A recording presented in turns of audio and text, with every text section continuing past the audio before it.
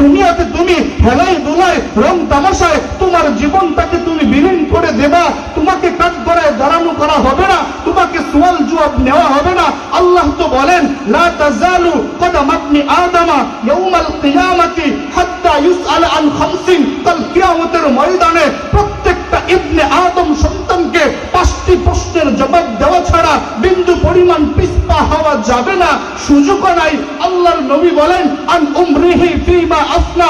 ওরে বান্দা তুমি বলো কাল কিয়ামতের ময়দানে জবাব দেওয়া লাগবে তুমি তোমার সমস্ত জীবন ভর কোন কাজে ব্যয় করেছো, জবাব দাও। আন শাবাবিহি ফিমা আবলা। তুমি তোমার যৌবন কালটাকে কোন কাজে ব্যয় করেছো, জবাব দাও। আন মালিহি মিন আইনা ইকতাসাবা ওয়া ফিমা আনফাকা।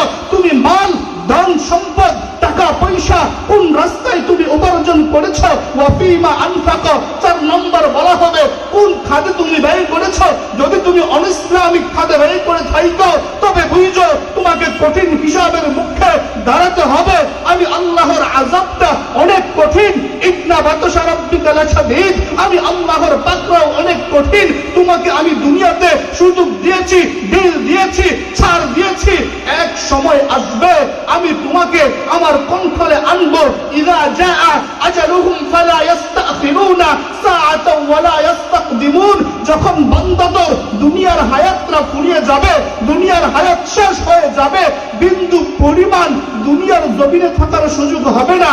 কাল কিয়ামতের ময়দানে 5 নম্বর প্রশ্ন করা হবে মাজা আলিমা ফিহি আমিলা। তুমি যা জেনেছিল তার উপরে কতটুকু তুমি আমল করেছো। যদি তুমি জানা পরিমাণ আমল করে থাকো তাহলে তুমি জান্নাতে যাও, আর তুমি যদি জানা পরিমাণ আমল না নিয়ে থাকো তাহলে তুমি জাহান্নামের জন্য প্রস্তুত হও।